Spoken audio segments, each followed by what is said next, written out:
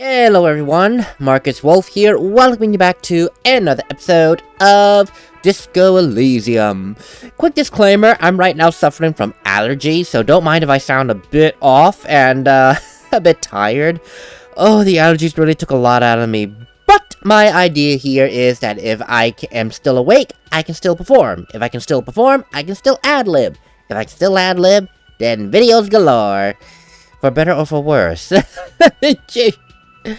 Anyway, last we left off, we talked with, a man who had a very interesting psychological way of approaching racism, if you will. That's the best way that I can put it. I mean, ethnic states. So basically, just an example, all Chinese be here, all Africans be here, all Mexicans be here, no crossbreeding of the two. It's like...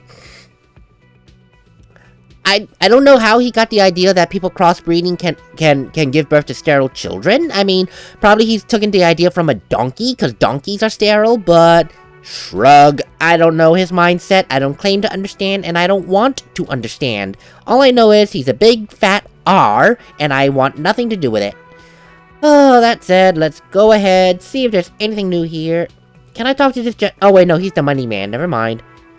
There are people here, but the funny thing is, I can't really talk to them, and it kinda irks me, I'll be perfectly honest. I can't talk to them, but this place is clearly filled to the brim with people. Can I help you? No. Yeah, that's fine. Is there anyone upstairs while I'm here? If not, then I have no idea what to do. Most checks have secret difficulty modifiers. Talking to the right person can reopen a closed white check. Well, that's good to know. Can I talk to the lady here? She is kind of... Okay, never mind, it's closed. That's fine. It's nighttime. 1908. That's 7:08. The dining room is full, and I got nothing better to do. Oh, boy. Good luck to me. No, I honestly don't know what to do. I honestly don't. I am very much well, I haven't been to this side yet, so I'm not completely in the dark. I mean, there is this room here. Oh, this book has a rose, a pistol, and a half-naked dame on its cover. On the cover stands a very muscular man surrounded by flames. The book is titled Man from Heimdall and the Wildfire. Yay. Hello, sir. Step right in. The store is open. A young girl with chubby red cheeks waves at you, smiling. Her nose is also red from the cold. Hello. Are you interested in a new and exciting book? She stomps her feet to feel warmer. Well, what kind of store is this? It's a bookstore, sir. We sell books, postcards, and some board games. It's called Crime, Romance, and Biographies of Famous People. Books? Postcards? Easy. Even a kid would know all of this. Nah. Honestly, it feels very inappropriate to be lecturing a little girl. Don't be a fool. As an expert, it's your duty to tell what you know to everyone. Be that as it may, as a separate matter, I've already made up my mind. I'm not going to lecture her about something so simple. Sir, are you okay? You've been standing here silently for a while now. Oh, I'm sorry. I just got lost in thought. Is it okay if I ask you some questions? Okay, sir. I'll try to answer any questions you have. I hope they're about books. Well, it might from time to time, but why don't we start with, the basics. What is your name? My name is Annette, sir. My mum, her name is Plaisance. She owns the store. She's inside minding the register or organising the stock.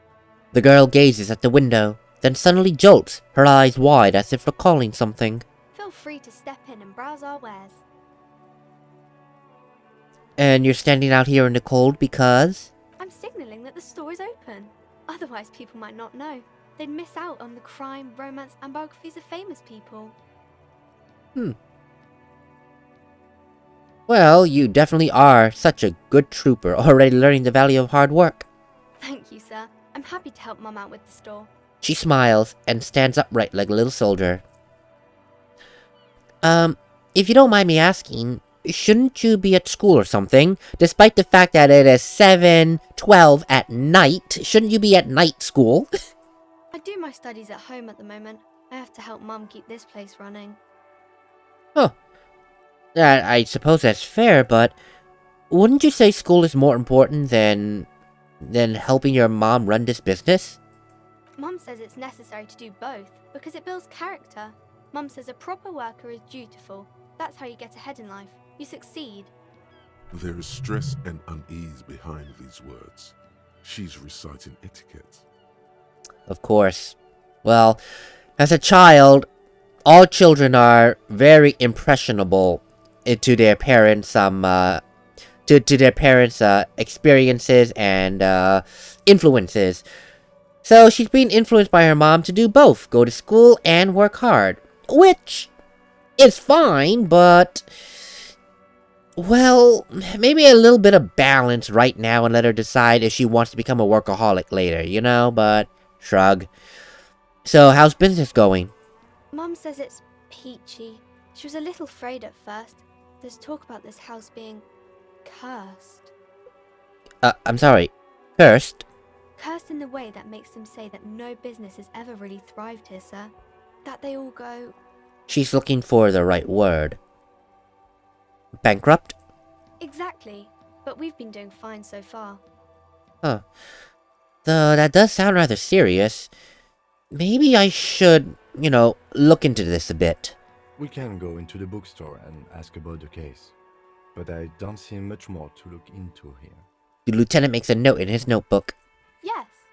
Please do also look at our wares inside. The postcards and board games are there, sir. What do you know about the other failed businesses? Nothing really, sir. Mum doesn't allow me to sneak around in the back rooms or the cellar. I don't really know what's there. Okay. And do you know how this curse manifests itself? Like how does it make people go bankrupt? It does not manifest itself in any way. It does not exist. I liked it better when we were talking about whether it's appropriate to stand out in the freezing weather. Oh, but Kim, the plasmic manifestations. No such thing. The lieutenant stands at your side, stern and serious. Anything else you wanted to talk about, sir? Well, enough about the curse for now. Maybe I can tell you about some of our books instead. So, what is this crime business? Crime fiction is about murders or burglaries or things like that, and the work of a policeman or a private detective who's trying to solve a crime and catch the criminals. And why would anyone want to read about crime? It's exciting to people, I guess. They get to imagine dangerous things, and it's kind of like a puzzle, where you can guess who the criminal is, or how the good guys are going to catch him. That's perfectly fair. A good crime fiction story to get the mind going about the mysteries. You know, I'm also a policeman myself. You don't look much like a policeman. She examines you, as if to find something police-like. Huh. Alright. Well, what do you think a cop should look like? Didn't mean to offend, sir. Sorry, sir. It's just that you don't look like Dick Mullen. She points to a book cover, on which you see a strapping Vespertine officer. He stands grimly over the body of a dead woman. But there's a lot to read here, Jesus. Well, look at that guy. Guess I'll never be as good as Mullen myself. Don't say that. He's not even real. You're real. Overshadowed by a fake man. Now, that's harsh. Cheer up, sir. It's much easier being a fictional character. He doesn't have to deal with real things. Maybe you can show me some real deductive police work, sir. Like in the books. Her smile is warm and consoling, unlike the imperial image of Dick Mullen. Well, thank you, Annette. What about the romance books that you have? It's the type of book where there's a rich lady and she has to choose between the good man and the bad man. She smiles at the thought, perhaps imagining herself in that situation. Or there could be a story about a poor lady getting a rich man. It's about man and lady business, sir. Fair. Although, There are many other romance books out there that could be about man and man lady business, girl and girl lady business. Yeah, it's a wild world out there in the fictional realm of romance. Ah, what about when both of the men are bad? These are not very common. You can't have a choice between bad and bad. Nobody wants to read a story like that. But what if it's written really well, though? Well, maybe then it's fine. Maybe if the lady then decides not to pick either because she doesn't need a bad man. Yes, that would be interesting. And what about a poor man getting a rich lady? It happens, but usually the guy gets rich in the process. Or should actually be rich himself, but has lost his family property unjustly, like during the revolution or something. Interesting. Those are unhappy books, for most of the pages. People sad about what they have lost, but then it all turns out just fine in the end. And what if everyone is poor? That's really not a proper romance story. That's more like everyday life. True, but sometimes you just have to go out there and write about real life things. Not in romance books, sir. These are about nice and pretty people, and everyone is happy in the end. I'm inclined to disagree with you on that one, but to be fair, I don't know much about romance myself. I'm not someone who reads romance on a daily basis, so what do I know? Though what about a book where the man and lady business does not work out at all? I haven't read many of those. Maybe you should ask Mum. Yeah? Do you think she knows of one that talks about an excruciatingly painful breakup? I don't think it's a romance story if the main characters break up, though. She pauses, trying to figure out the appropriate answer. Oh, no, but just think about it for a moment, Annette. Think of a story where both plunge into a torrid spiral of pain and recrimination, only it's really long and drawn out, scarred for life, phantom limbed, those kind of things, you know? No, I don't know. She looks at you with puzzlement. Doesn't ring a bell? Oh, alright, I'll ask your mom then. Yes, she knows books, definitely. What was that? An idea for an unfinished novel stuck somewhere in your forebrain? Oh, shut up. Like you know any better. Anyway, that's enough romance for me, Annette. I have I have other questions. Maybe some about other books?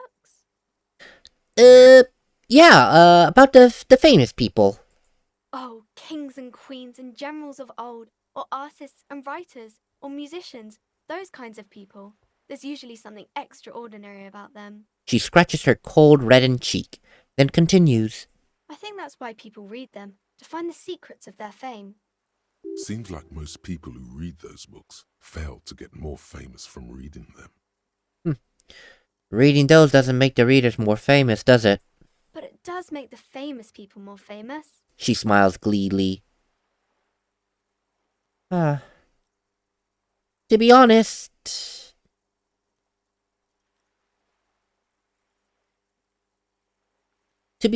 fame I feel, is for vain people.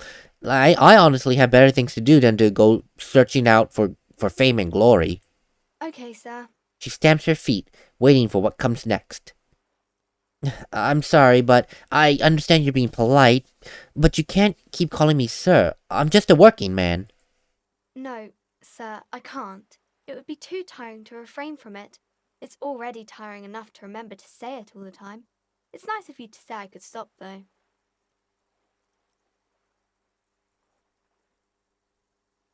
Well, sir it is then. Soldier on.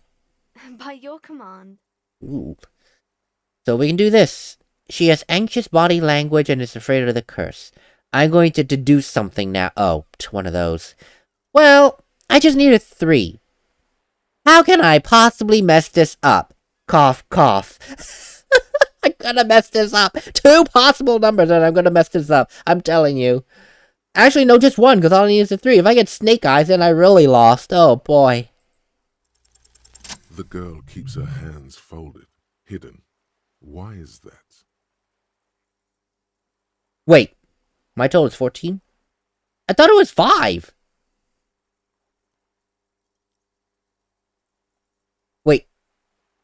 5. Challenging 12, my total is 14. 5. Ooh, I totally misread that number. Holy God, I was like, what? I misread that number. The success is a 12. I already had 5, 6, 7. Oh, I needed at least a 5. Whoops. I totally misread that. Ew. Hey, why do you keep your hands folded? What do you mean, sir? You don't need to be worried. I'm here to help. She looks around anxiously. Her hands remain folded in front of her. She doesn't want to show them. The lieutenant stands by, looking at the two of you with little interest. You heard me. Hands up. No. Oh, really, Annette. It's okay.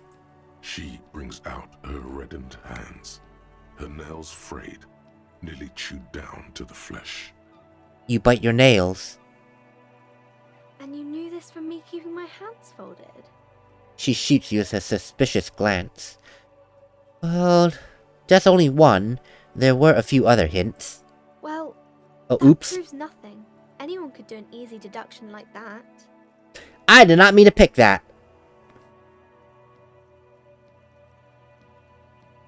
I did not mean to pick that. I really did not. My hand moved just right at the last second. I gotta get steady hands. Alright, you want more? I bet I can figure out why you bite your nails. I've got a few reasons in mind. She nods, half provocative, half enthusiastic. Is it an intense way? No. No. Oh god, no. It's totally this. You're uptight because of your mother and the pressure she's putting on you. Maybe so, sir. Okay, I know it's a bad habit, and I shouldn't. Well, I hope this entertained you at least a little bit, my deductive skills. It was okay, sir. She's still got a rebellious streak. There's more that can be achieved here. Ask her to do the same. You think so? Alright then. I'll let you do better. Deduce something about me. You're quite sober. She snaps back quickly. The lieutenant does not flinch at the comment. He does not flinch even a single bit. He is intensely not flinching. It takes effort. Oh. Well, I'm sorry, that honestly took me aback a little bit. How do you know I'm usually not? Because you usually aren't.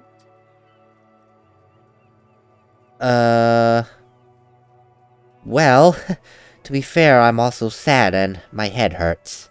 I'm sorry, sir. I hope things get better soon. She looks you in the eye, a gleam of sympathy on her face. There she stands, swaying on her feet, assaulted by the early spring breeze. She smiles at you. The whole situation suddenly feels familiar, somehow. There's something you're missing. I have no suggestion and I need an 11. Oh god. Well. You know what? YOLO. I'm not gonna make it, but whatever. I need an 11 or 12. Cross my fingers. It's not gonna happen. You have absolutely Oh. no idea. Familiar? How? You must have forgotten something you heard again. Perfectly fair. I mean, I was not expecting, but I got a 3. Oh boy, that's real bad. Like, where at least it wasn't a crit fail. I'm one step shy from a crit fail. Oh god, that could have gone. The attempt could have gone a lot better. Alright, well, I'll see you around then, Annette. Oh, what's this? Wow, you work hard. I do? Oh, yes. You hustle. You're a provider. It's tough out there, but you keep it real and provide.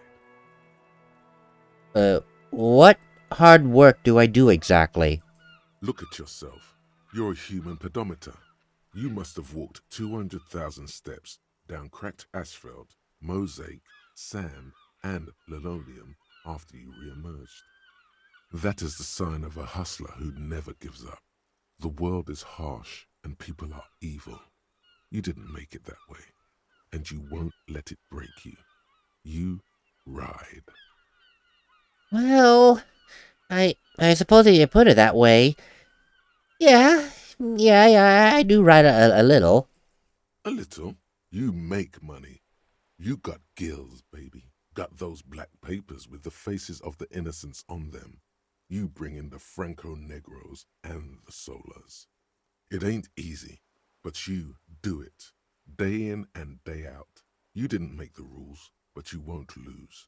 You're a cop, and a sprinter, and a money printer. I guess I have made some gills, sure. Sure. And has it been easy? Is life easy?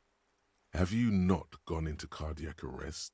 Are you not about to have an anxiety attack or shoot yourself in the mouth? But you still hustle 24/7, ride or die. Now, ask yourself, are you rich? I feel like this might be a trick question, but no. I am actually not rich. I only have 7.5 real in my pocket. I can't even pay for the hostel room for the night. I am not rich. That's right. You work harder than anyone. You almost rode yourself to the grave, and you're still practically a hobo. Why is that? Well, if I were to take an educated guess, it's the system. It's broken. Boo-hoo. The system is broken. The establishment is keeping me down. That's not the fuck yeah attitude you're used to. What is this? Why are you so poor? I don't know. I mean, why am I so poor? I mean, you're the one giving me all these questions, and you are my mind. You should know the answer. Why am I so poor? Because of the taxes. G-Man's got his jam-covered sticky fingers in your pocket, stealing from you every time you buy, sell, walk, talk, fart, so much as sneeze. Aren't taxes almost non-existent in the Gossamer state that is Revachol? But I thought there were no taxes. What taxes are we talking about here? You and I both, but they got those indirect modes of taxation. Sales tax, excise duty, extraction tax. This tax that doesn't even have a name. Plus, there's the stuff people in other countries pay for that makes them ask for more money from you here. The Gossamer state's a myth.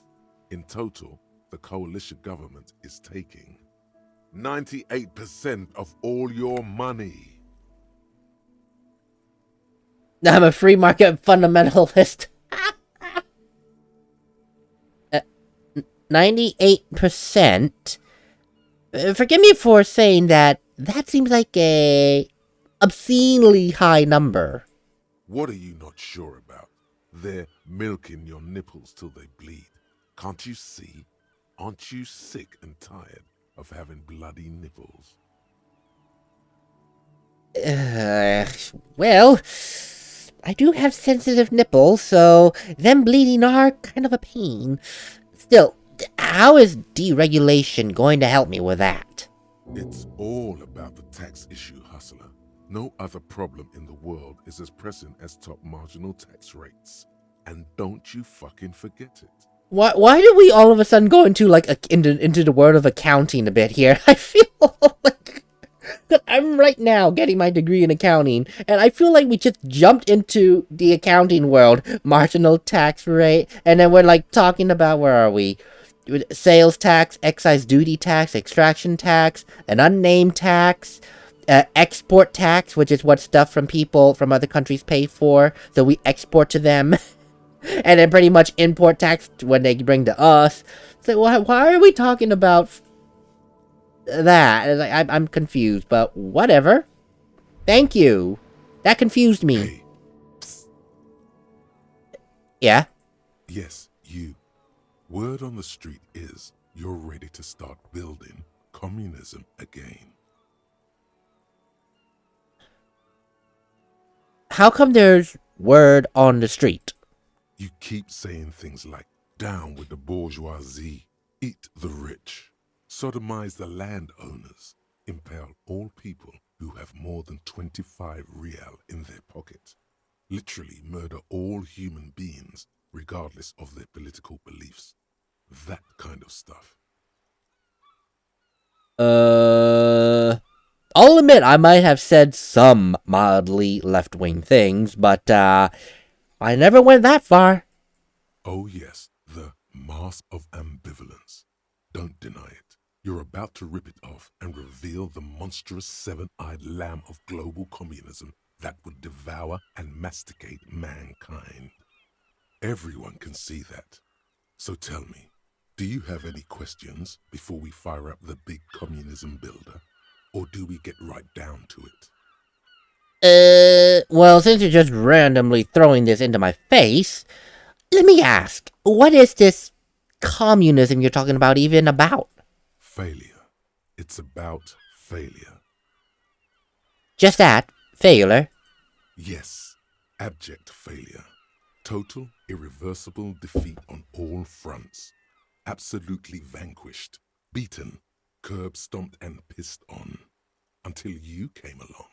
You will reverse the fortune of the workers of the world. You alone, against every living thing, against every human alive. 800 trillion real in the hands of an impossibly well-organized ruling class. Towering city blocks of bankmen who have the ears of prime ministers. Million-headed armies of nations and the love of your own mother. You against the atom, the charm and the spin, where the whole world failed. Matter failed to bend to human will. Human will failed to get out of bed and tie its laces. You alone, single-handedly, will rebuild the dreams of the working class. You are the last communist. Now get to work, comrade.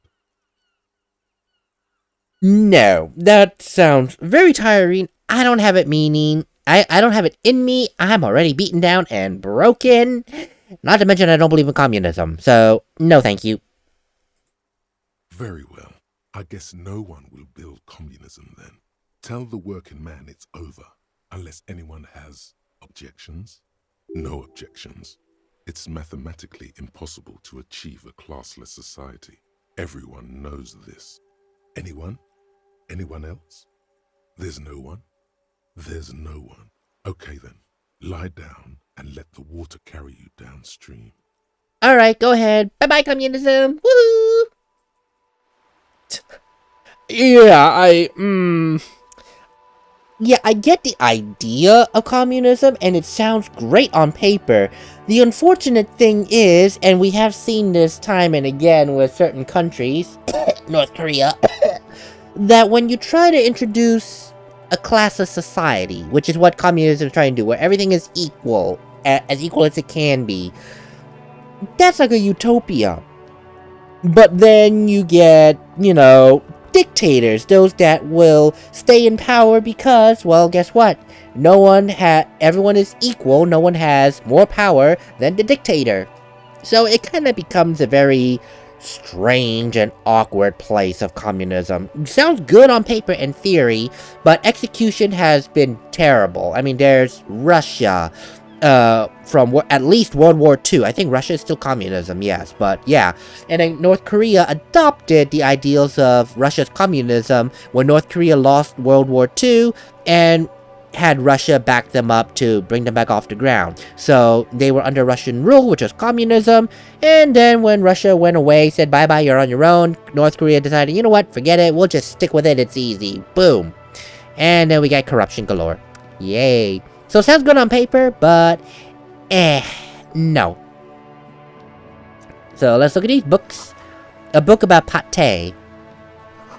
This book, you really don't understand what it's about, nor does it seem important. A book about boyadero culture. It promotes freedom and roaming upstream. A book about the future. The government reads your mind using radio technology. Yay! Conspiracy theorist books. Hallelujah! Well, at the very least, let's see what we can figure... Wow! What we can figure out in this bookstore. But first, examine before talking to the nice lady. Gift books and molten candy. Molten candy. That sounds interesting.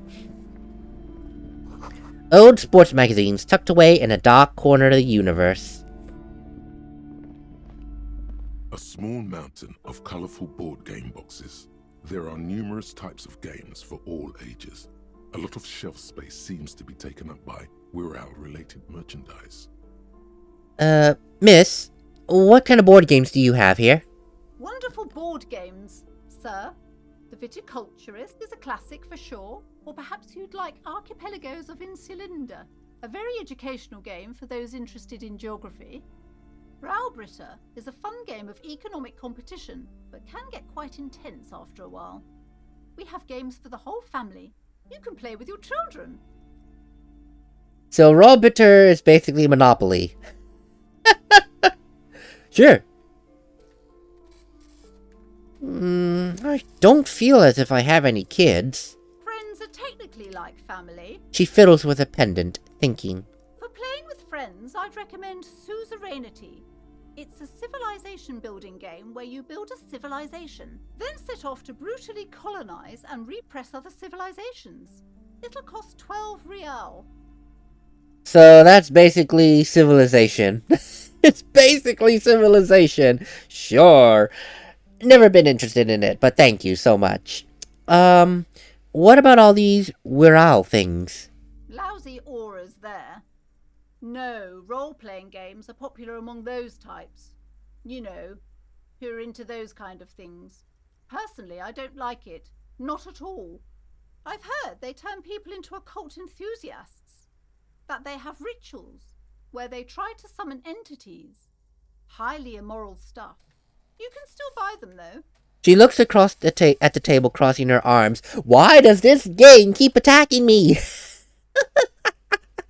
I love RPG games, and while I admit to have never played a round of Dungeons & Dragons in my life, I have seen YouTubers play it a lot, and I love Dungeons & Dragons. And to be honest, yeah, that's fair.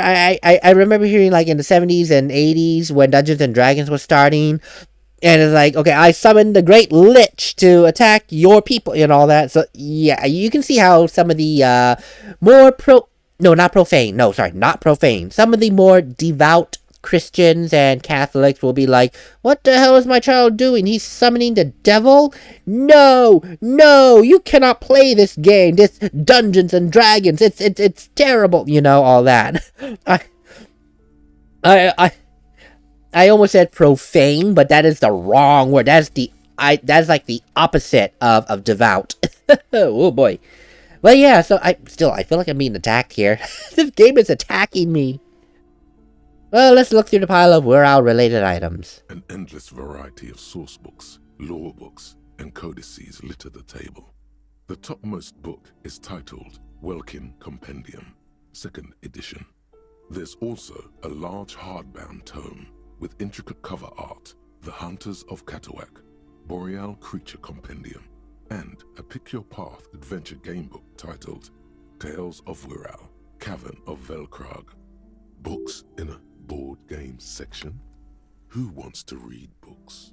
If it's Dungeons and Dragons, I'll do it. Anything that really catches my eye? There's a box that says Wirral, 3rd edition Mega Setting Supplements Module. The side panel notes, a fantastic adventure board game.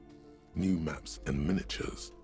A sticker on it displays 25 real. That price is steep, but then it's the 3rd edition Mega Setting Supplement, so it makes sense. Maybe I'll get that when I'm rich. Well, I'm not rich, so we can forget about that idea. The display rack is brimming with worn paperbacks featuring an extremely muscular, sword-wielding barbarian on the cover. Nearly all the titles contain the word Heimdall somewhere. Oh wow, look at that. More Heimdall. Mountains of it. Heroic quantities of Heimdall. Roy's puny shirt is nothing compared to the real deal. rows and rows of Heimdall men blur your vision. You make out some titles. Man from Heimdall and the Mammoth Riders. Man from Heimdall, Return to Heimdall. And the solipsistic Man from Heimdall and the Heimdall Man. Oh, good God, how many of these book titles are called Man from Heimdall? And how many are there? Maybe 100. Man from Heimdall and the Sages at the End of the World. Man from Heimdall and the False. Okay, enough. Is that all? Not even close. Man from Heimdall in Hell. Man from Heimdall and the Forest of Slaves. Man from Heimdall. Okay, I'm just leaving. Bye. Thank you so much. I'm just gonna shut you down because there's so many Men of Heimdall. I can't listen to all that. Sorry. Bye. I'm gonna run to this set of books. The book collects the national recipes of Arda. They're all about lake trout. There are a lot of books here. I mean, it's a bookstore, so I'm not These surprised. shelves are overburdened with books from the same series. You see the name Dick Mullen over and over. Ooh, Dick Mullen. A couple of spook novels hide amidst all the detective books. Thrilling tales of spycraft and daring do. Miss, what's all this crime fiction? Oh, crime, robberies, murders, even sexual crimes. We're fortunate to have Dick Mullen and his stories to sort all that out. You're a police officer, apparently. You should buy all of these. They really do teach a person how to be a proper detective. Look through the display of books. Crime fiction is a disgrace. An asinine misrepresentation of the physical attributes of the arduous everyday work of actual police officers. These books greatly overstate the excitement of police work, glossing over how long it takes to actually follow up on leads and eliminate dead ends. What's more, they completely ignore the psychological hardships of year after year coming into contact with people during the worst days of their lives. Not a single mention of all the stress this work creates upon the officer's family. Detective fiction just doesn't tell the truth at all. Now, would you like a list of all the books found on the shelf? After that stellar review that you just gave me about how detective novels aren't representative of the real thing? God, no. Shelves filled to the brim with crime novels featuring the supposedly stalwart Vespertine detective, Dick Mullen. The voice in my head is a very good salesperson to keep me from wanting to listen about more. Man from Heimdall. It's a tomb of fascist magic. Okay, rather candid. A quaint picture book brochure, very colorful. The plaque on the shelf reads, Biographies of Famous People. You see a large variety of names, none of which ring a bell. Miss, is there anything of note on this shelf? I would say The Greatest Innocence. Yes, most certainly. It's an important educational tool delving into the depths of history, religion, and their relation to innocentic power. And who or what would be considered an innocence? A very influential historical figure. But surely I don't have to tell you that. You're a law officer, and law officers have at least some education. The book is also very daring. The author aims to re-examine the universal understandings of the innocentic system, creating a fresh vantage point and a shift in the tired order of things. So would you recommend it? Certainly. It's prudent for a person to have at least an elementary understanding of history and society. Imagine the chaos we'd be in otherwise. You feel like you should get this one. Definitely. It's important somehow. There's something personal inside. Huh. Well, let's look through the books first. Browsing through all the books with all their names makes your head spin. None of these seem important or relevant. It's all just vapid egoism. Suddenly, a particularly odd title catches your eye. It reads, High Speed Love, the tragic true love story of Jacob Irv and Alfie Delatraz, by one Cecilia Averbrook. Jacob Irv and Alfie Delatraz. What's this about? High Speed Love chronicles the romance between two of the finest tip-top tourney racers in history. One of them is the madcap driver, Jacob Irv. His blonde mane graces the cover.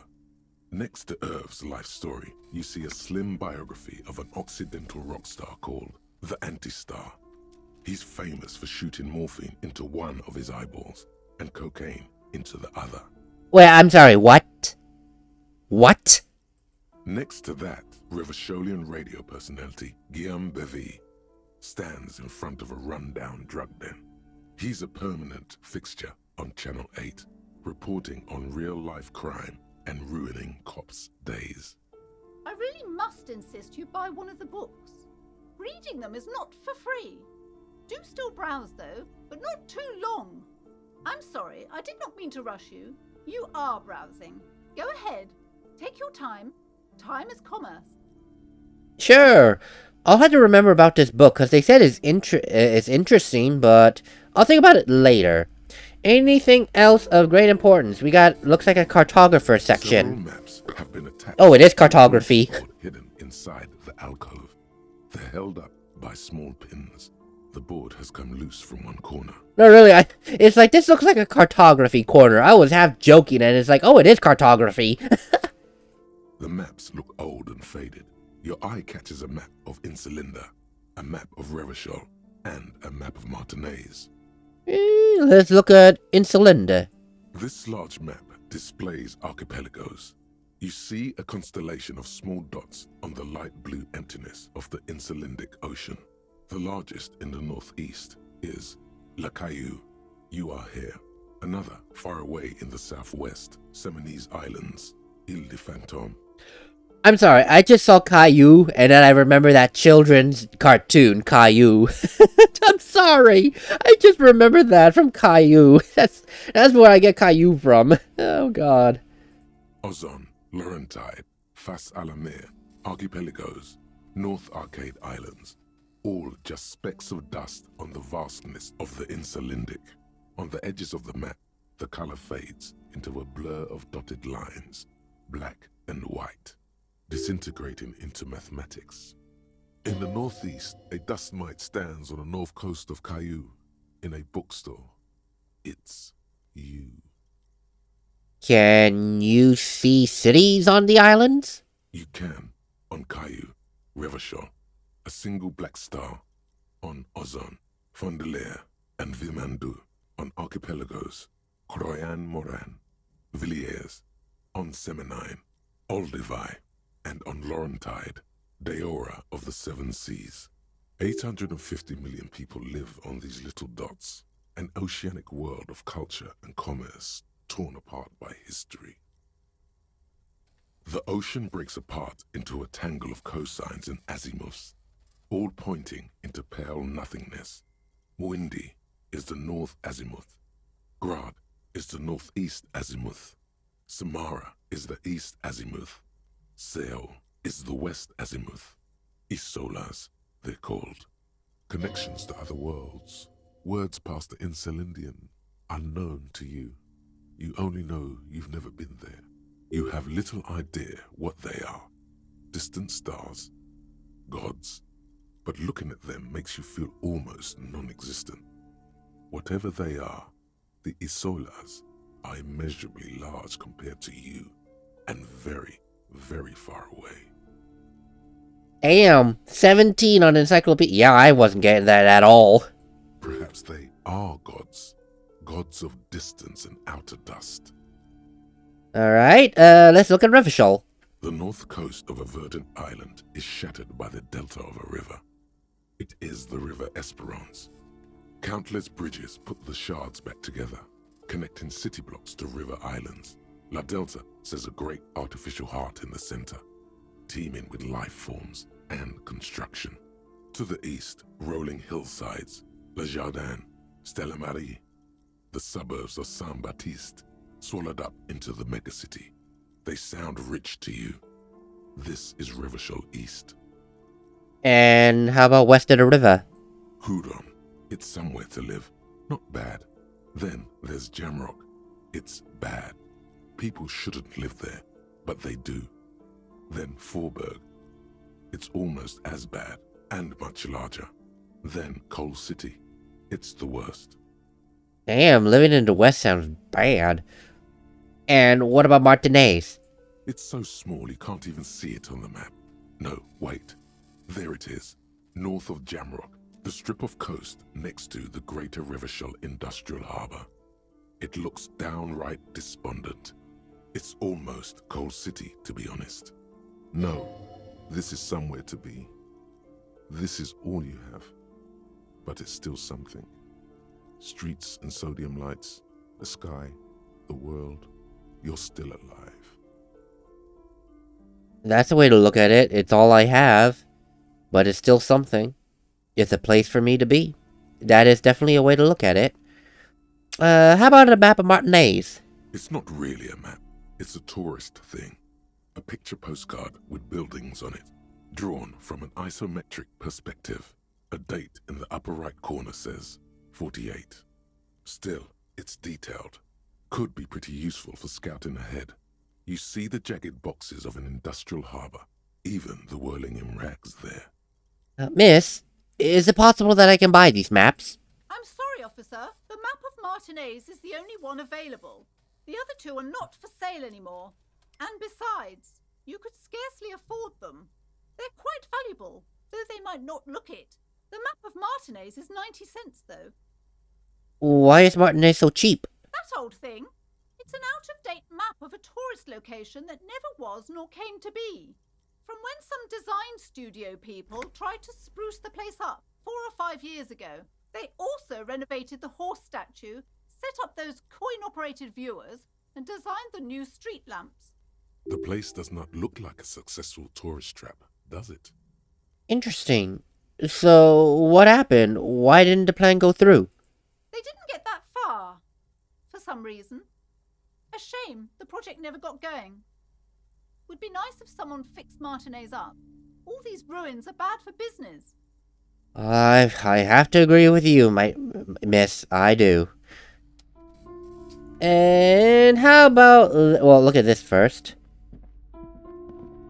Another boring book just discarded here. This bookstore is not strictly about crime, romance, and biographies of famous people. There's also a wide range of paranatural literature. Ooh, well, don't mind if I do. Amidst the various books, you find one written by someone named Matthias W. Dundas. It's about wholeness, unity, balance. These 3 things are very important to the working class mind. That's true. Wholeness, unity, and balance. That's very true. The point of the book, and many others on this shelf, is to give people medicinal advice in situations where they don't have access to paid health services. Wait. Medicinal advice? How exactly does that work? It serves platitudes, while also telling everyone that traditional medicine, the kind people don't have access to, and which costs more than this book, is garbage, and would only give you cancer anyway, without even curing your cold or anything. Wholeness, unity, balance, on the other hand, can basically take care of anything. Though it is important to note, when it's up to your mind to heal yourself, then it's because of your mind that you're ill in the first place. Okay, so basically, wholeness, unity, and balance, while sounding good on paper, is basically anti-healthcare. It's wholeness, unity, and balance is basically anti-healthcare. Or at least that's what it sounds like, because he says that it serves platitudes while also telling everyone that traditional medicine is garbage. So, anti-healthcare, anti-modern medicine. Okay, sure. Does the book say anything else? I mean, curiosity killed the cat and all that. The book features chapters on topics such as how to find magnesium. It even lists plants you can harvest magnesium from. How to continue drinking if you're an alcoholic who has destroyed his liver. And there's even a chapter on the ancient Seraïs tradition of using duck gallbladder preservatives to treat and prevent sexually transmitted diseases.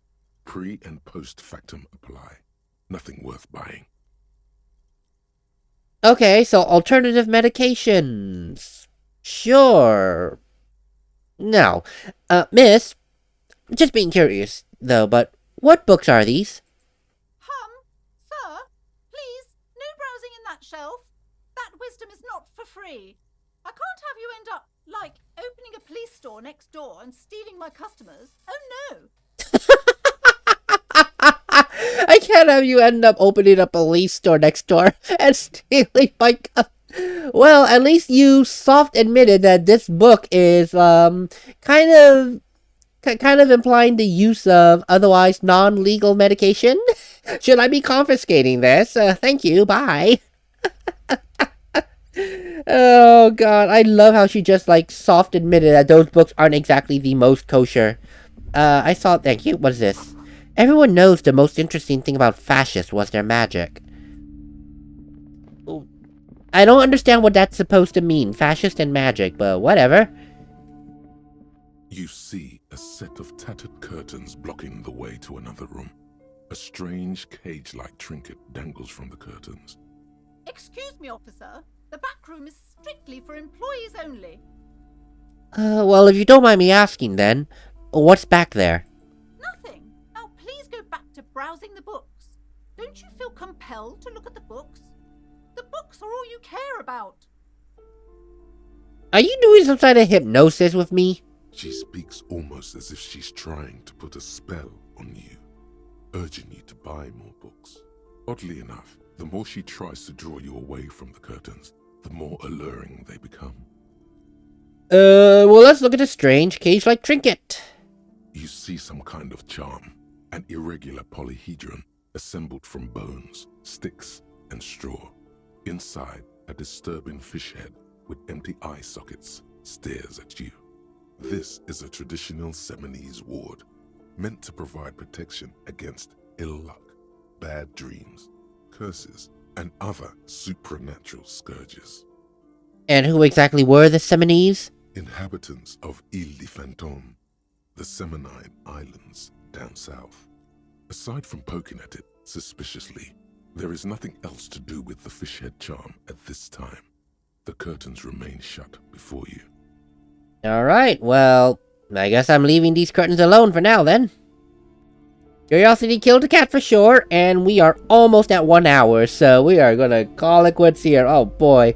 So, next we go on, we're gonna talk to this shopkeep, and quite possibly take a nice little gander back in this curtain.